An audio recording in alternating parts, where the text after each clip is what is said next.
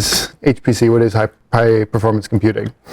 And in today's world, what high performance means is computations that are done very quickly, many computations done quickly, and rather than having one big strong computer, it means lots of powerful small computers that are hooked up together. We get to this point in the 90s where we have massively parallel computing. I think Drew, what was the one you called it? Embarrassingly parallel or something like that? That's different. Okay, well, we're at massively parallel, if not embarrassingly parallel. Here's a cool one, supercomputer at Argonne National Laboratory. This is, as you might guess, able to do a lot and do it very quickly.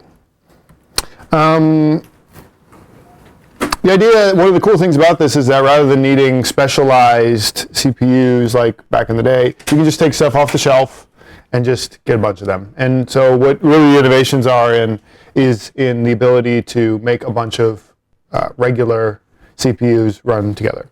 And we have a cool, like a top list of some of the biggest and best in the world in terms of clusters that exist. The best one is in China, the Milky Way cluster. Yes. Well, these are public. These are public, right? Yeah, that we know of. That we know of. I mean, you'll notice you don't see NSF anywhere, or not NSA, yeah. anywhere on that. But among the public ones, this Chinese one is at least advertised to be really quite fast. There are a bunch in the U.S., Oak Ridge, Sequoia, Argonne, a couple in Japan and Switzerland, Germany, so on and so forth. But there are hundreds of really big, powerful supercomputers. Actually, NYU claims to have one, and the one in Abu Dhabi is supposedly on one of these top lists. Uh-oh. I've lost my presentation. There we go. So this is not something that's just available to the best and brightest and the biggest companies in the world. Regular universities in random places have great supercomputers set up because all you need is like 10,000 Intel chips connected with some smart infrastructure to help them to communicate.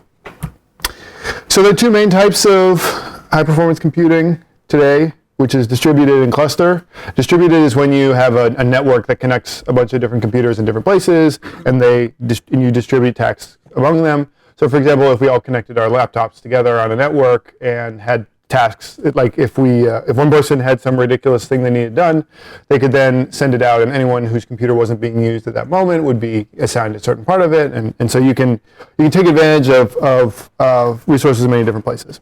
Then you have cluster computing, which is basically where you have a bunch of processing power in one location, which can take care of things for you.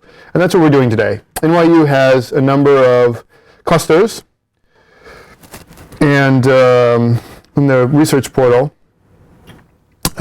there's various different things you can learn about the data services and so on and so forth. Why won't this go away? I hate Mac. And then specifically we have the high performance computing at NYU wiki, which contains the specifics of the HPC office, which is where we all got our authorization to use the cluster from earlier today. And that's where we'll be running most of our stuff on this evening. And here's a screenshot from them. Okay, so there are 4 clusters that NYU maintains at the moment. The first and most important one for our purposes is the Mercer cluster. It is new in the last, I guess, month or so, month and a half. It was developed from some new equipment that the university purchased and some old hardware that was merged in from the former Bowery cluster, which is what I think a lot of us were using this summer and earlier than that. There was also previously a cluster that the medical school had, the cardiac cluster, and then a Union Square cluster, which was also relatively old. So these two were entirely retired, Bowery was shut down, and now everything's been merged into Mercer. There's another one called Butana, which is at NYU Abu Dhabi. Cost lots of money. Supposedly, they claim to be on the top 500 list. I couldn't find it in the list, so I don't know what that is. But it's quite large. It has a lot of teraflops, since that's what people seem to be interested in. And then there are two other clusters that are. So this one could be relevant for us at some point. If in theory it does a lot of things that Mercer does, and perhaps if there were just an outpouring of usage, we could use Butana. And there are two other ones. Hydra is a CDS cluster. I couldn't really find any information about its specifications, and then there's this old Hadoop cluster, which I have no idea what people use it for, but it exists. Here are some of the stats on these that I could pull from the NYU website. As you can see, there are a lot of teraflops flopping around, and a lot of memory, which is, we're talking about a lot of computing power here, and we're not even going to use most of it. For me, the most useful is the Mercer cluster. As I mentioned, the Butana one might be useful at some point. I think that most people have already done this part of the talk, which is getting a HPC account. But I'm going to quickly go and just, for anyone who hasn't already done this, just have a look. So I guess the slides weren't distributed ahead of time, so I'll have to send this out. You can click on the link or navigate there through the NYU HPC website. You go and click on this thing here and stick in Neil Beck's name into the after you request an account, and then pick the bash option and say that you need it for your dissertation. And that's all you need, and then Neil will eventually approve your account, and then you'll be able to have your account, which is good. And it lasts for a year. You have to renew it every year, however. I think it's 1 calendar year. And then you do the renewal form, stick in Neil's name again, and the whole thing works very nicely. Okay, there are 4 areas of storage once you have your HPC account. So everybody that has an account has this already. A little bit later in the talk, we're going to log in. We will have successfully logged in. We will review all this. We will see how to upload data and do files, and how to set up a PBS script, which is the way that you tell the cluster what you want it to do. So we're going to do all that stuff, so that by the end you will be able to do a project that you need to use the cluster for. Okay, so the 4 sections of the HPC storage. We're just going to go to their website here so we can have a look at it. The home section.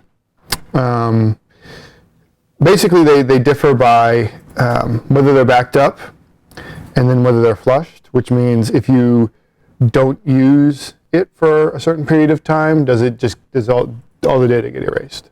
So the home area, and also how much is there. So your home zone has 20 gigabytes of space, and this is where it's also backed up. So if there's some problem, you can ask them to make changes and get an archive.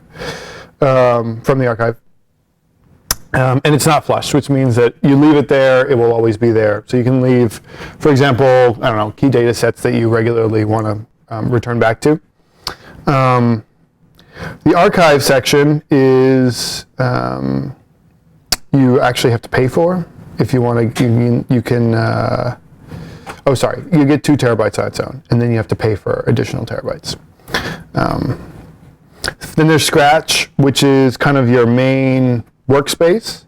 This is where it is indeed flushed, which means if you don't access a file for 60 days, it gets erased. And it's also not backed up. So it's much larger, 5 terabytes. It's, where you're going to do most of your work. And then when you've kind of stopped a period of working on whatever project it is, you put all the stuff you really need into your home area or put it onto your laptop. And then return later on if you want to continue working on it.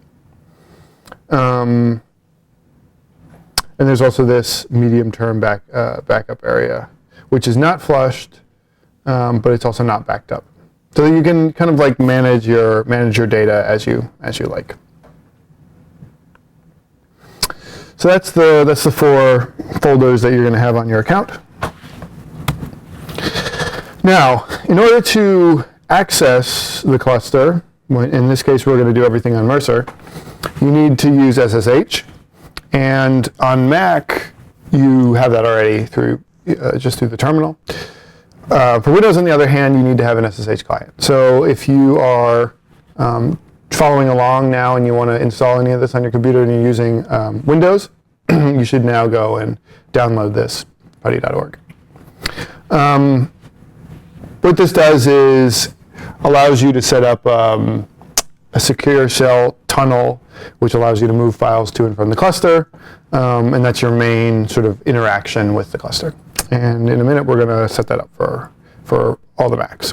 So I'm assuming that most people that came today are going to be doing this on their Macs. And so as we go forward, it's mostly Mac stuff. Now, if you need specific Windows instructions, then I have some links on here, and I can tell you how to do it separately, because on my old computer, which was a PC, I set it up there. Yeah. Is it possible to access the cluster outside of NYU's network? Yeah. So if you have this set up at home, it'll still... Absolutely. Yep. Do you get an email when Neil approves your account? Yeah. If we're trying to follow along while you're presenting, has PuTTY already been installed on these machines, or should we? Which ones? On these laptops? Yeah, or on the desktop here? I have no idea. Should we try to install it? Yeah, try. Yeah, good. It's like a tiny program. It will take you like a minute to get it downloaded. You don't actually have to install them. It's just an executable. Yeah, exactly. Yep. Okay, so this is tunneling for maps. The Mac, let's do this. So open up your system preferences and click on sharing. So this is, where is sharing? Here we go. So you're going in here. You want to be able to do remote logon. And you want to also go to, wait a second. Let me go back to my slides. And then, oh yes, then we need to go to security, and then make sure you have, in a lot of cases people don't have firewall set up. Okay, so make sure you have the remote log unchecked, and then Unchecked or checked? checked. And then Then go to security, and then either turn off your firewall, or if you have it on, go to firewall options and turn off the prevent all incoming connections option. Oops. Okay. So make sure that this is unchecked. So make sure that remote login is checked and block all incoming connections is unchecked.